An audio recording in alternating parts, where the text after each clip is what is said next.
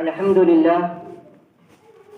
لله الذي لم يزل ولا يزال حيا قيوما مدبرا عالما خبيرا سميعا بصيرا، فنشهد أن لا إله إلا الله وحده لا شريك له، ونشهد أن محمدا عبده ورسوله.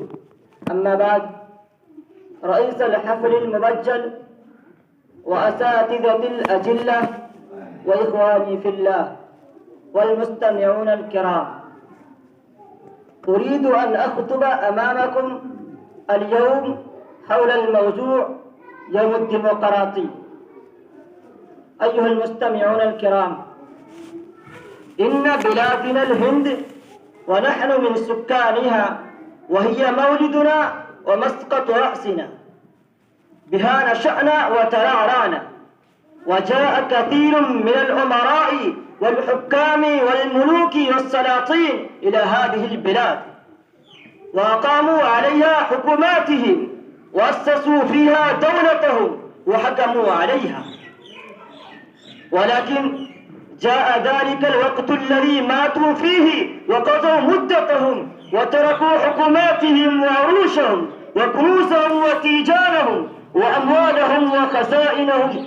قال الله تبارك وتعالى في القرآن المجيد: أعوذ بالله من الشيطان الرجيم: كم تركوا من جنات وعيون وزروع ومقام كريم ونعمة كانوا فيها فاكهين. أيها المستمعون الكرام، وكثير منهم من ادرس اسمه وانطمس عليه من صفحة الوجود، لا صديق يواسيه ولا عين تبكيه وليس له من يذكر اسمه، وبعض منهم من اشتهر بمآثرهم الحسنة وأعمالهم الجميلة، وبقيت اسماؤهم خالدة باقية في كتب التاريخ، والناس يذكرونهم بعظمة وجلال فكأنهم ماتوا وما ماتت أسماؤهم.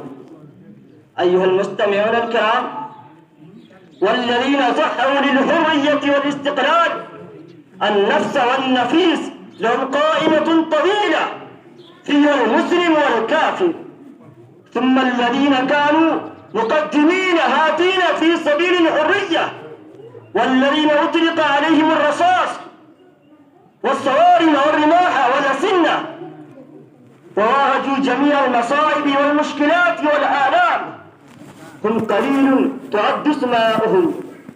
فمن أولئك الأبطال المجاهدين الشيخ حسين أحمد مدني، والشيخ محمد قاسم ناروتبي، ومولانا أبو الكلام آزاد، والمفتي عناية الله خان، ومولانا محمد علي جوهر، ومولانا شوكت علي، ومولانا ظفر الملك، ومهاتما غاندي، بندت جواهر لال نهرو، سردار فتيل، سبھاش چندر بوس، رام بشار بسمل، چندرشیکھر آزاد، أشفاق الله خان أشفاق، وغيره.